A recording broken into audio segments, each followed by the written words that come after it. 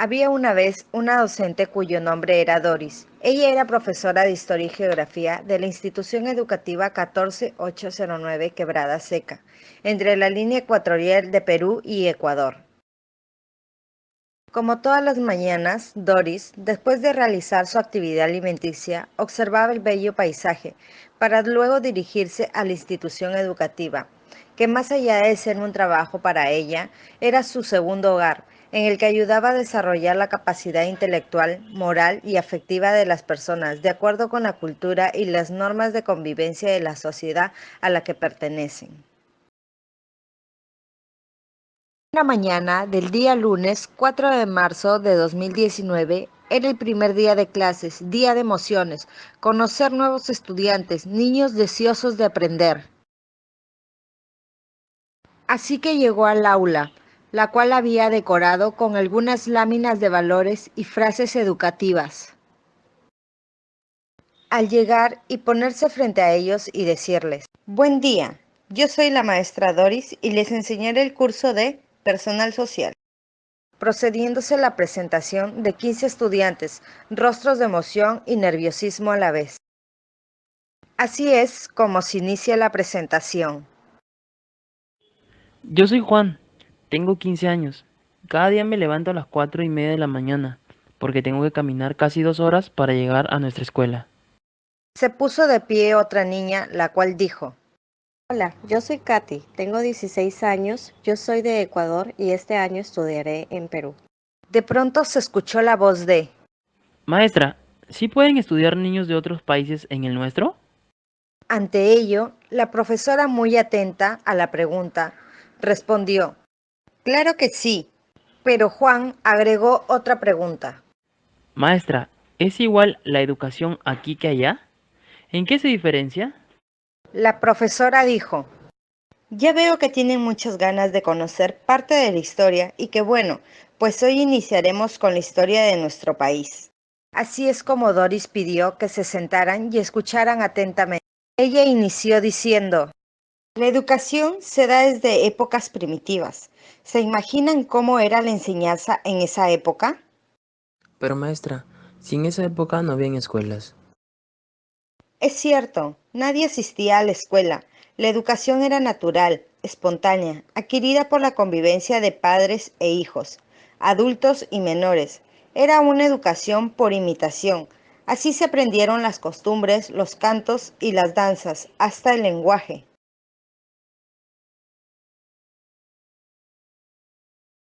Muy buena tu pregunta, Katy. Los cambios empezaron en la época incaica. En esta época, los incas no tuvieron ningún tipo de escritura. La información fue transmitida por vía oral. El sistema educativo durante el incanato no cubría a las personas en general. Estaba dedicado de manera específica a los hijos de la nobleza inca, los hijos de los gobernantes de los pueblos y las mujeres escogidas por su belleza y estatus social. La educación en el incanato duraba 4 años e iniciaba a los 12 años aproximadamente. Como no existía ningún sistema escrito, la educación estaba basada en oír y memorizar. Los maestros que impartían las enseñanzas eran llamados amautas. Enseñaban como la práctica, la repetición y la experiencia. O sea, que usted en esa época sería un amauta. En aquella época, la escuela para jóvenes era llamada Yachayhuasi, Casa del Saber. Había varios en el Imperio Inca, aunque el principal estaba en la actual ciudad del Cusco.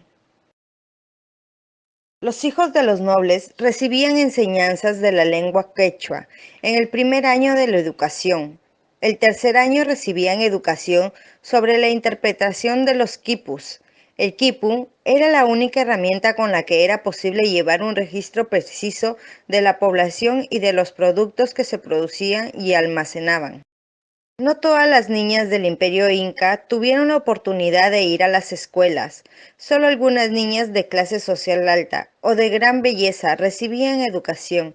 Al final eran destinadas a los hombres de la nobleza inca. Su educación también duraba 4 años y consistía en cocinar, tejer, hilar, preparar chicha y religión. ¿Eran los maestros en esa época?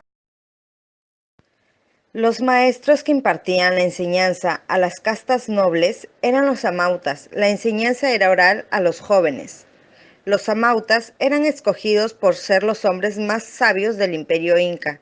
Tenían conocimiento de ciencias, religión, historia, matemáticas y estrategias militares. Ellos estaban autorizados para castigar a sus jóvenes alumnos.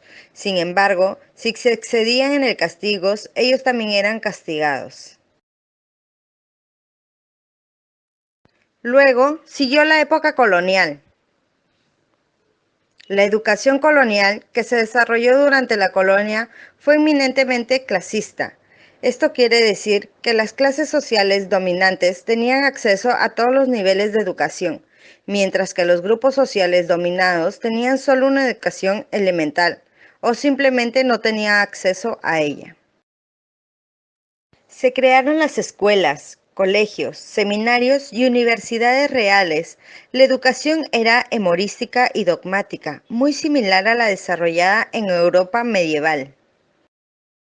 Estaba dividida la educación por niveles, elemental, que fue llevada a cabo por las parroquias. En esta se enseñaba el catecismo, las lecturas religiosas, aritmética. Asistían niños criollos y en ocasiones mestizos o indios. La educación de la mujer se orientó al matrimonio y la vida religiosa. La intermedia.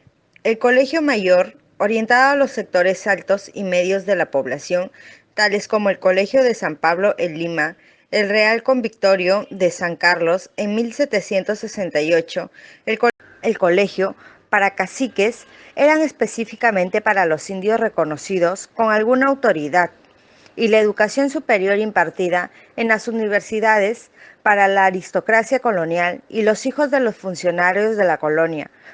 Formaban teólogos, clérigos, abogados, médicos, etc.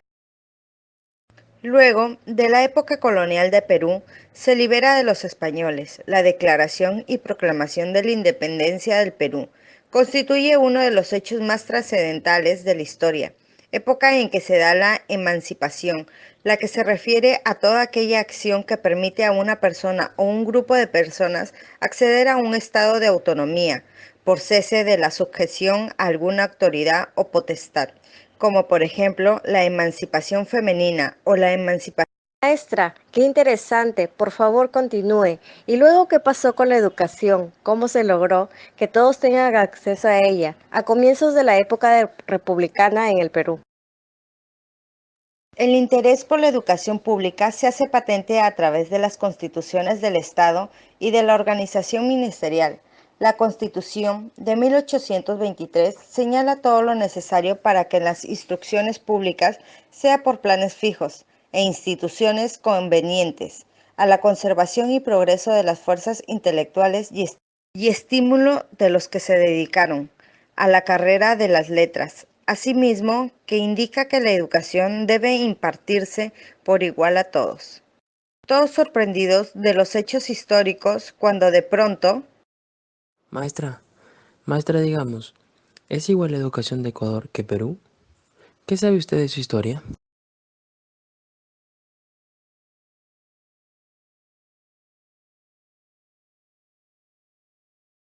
Yo, maestra, sé parte de la historia de mi país. Vamos, Katy, cuéntanos algunos hechos importantes de tu país. Les contaré algo sobre la educación en Ecuador en época de la colonia. El Ecuador también fue colonizado por españoles y en esta época de la conquista proponían un sistema educativo basado en la religión. Este sistema educativo ha llevado a confundir los conceptos de educación y evangelización. Durante muchos años, la corona española asignó dinero a la iglesia para que se ocupara de la educación a través de los trabajos de los frailes. Era una educación basada en dos direcciones. Lamentablemente, este sistema educativo ocupaba este medio con el fin de lucrar. En esta época, la educación no tiene un fin en sí mismo, sino que contempla dos grandes objetivos como son otorgar certificación de nobleza y entregarles herramientas para gobernar. El segundo estaba dirigido a los indígenas, con el fin de la sumisión para que este pueblo pudiera obedecer el mandato español. Inculcaban en la mente de los indígenas que si ellos se regían por el mandato español, tendrían su recompensa en el reino de Dios. Esta falsa idea llevó al sistema educativo en aquel entonces a permanecer durante toda la colonia. También podemos decir que los padres franciscanos aportaron mucho en la educación de este periodo. Fueron los creadores de la primera escuela en Quito, en 1553, llamado San Andrés. La presencia de los jesuitas en Ecuador fue muy apreciada. Ellos llegaron en 1568 a las colonias españolas en América, pero luego ellos fueron expulsados de nuestro territorio, lo que provocó un desajuste en la educación de los criollos. Bueno, resumiendo, podría decir que la educación en época de la colonia, la población en general solo podía aspirar a un oficio. Las artes, la ciencia y las humanidades eran privilegio de unos cuantos.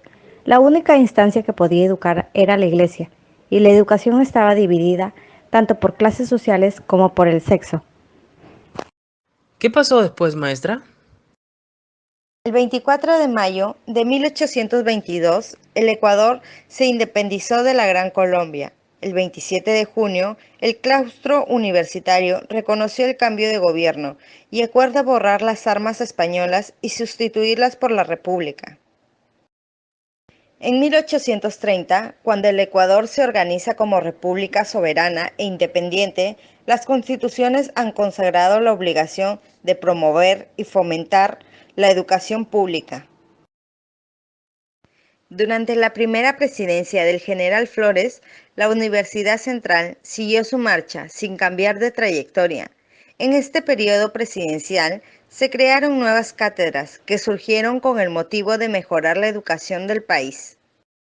El sucesor del general Flores fue don Vicente Rocafuerte. El nuevo presidente fue el primero que tuvo un concepto cabal de la necesidad de las instrucciones para un gobierno democrático. La instrucción pública se da en establecimientos fiscales y de órdenes religiosos, denominados escuelas primarias, escuelas secundarias y universidades. En el último año de su mandato, inauguró la Escuela Militar y el Instituto Agrario, los que tenían por objeto brindar la especialización adecuada para las ramas militares y la ciencia del cultivo. El vasto plan de la educación, Rocafuerte tuvo en cuenta también a la mujer, por lo que realizó con la autoridad eclesiástica un instituto de educación femenina, donde se proporcionó educación a las señoritas de sociedad y a las pocas huérfanas, hijas de los mártires de la independencia. De repente, Katy interrumpe el relato y pregunta: ¿Las mujeres no tenían derecho a estudiar? Anteriormente, no se le daba mucha importancia a las mujeres. Los únicos que tenían derecho a estudiar eran los varones, y por el gobierno empezó a preocuparse de este aspecto educacional, y como una de las finalidades de la administración política, se establecen escuelas de enseñanzas gratuitas como iniciativa de los municipios. El método pedagógico que se adoptó en este tiempo era el sistema lancasteriano. Se dice que este sistema fue aplicado en las repúblicas americanas y más allá de sus beneficios recibió fuertes críticas.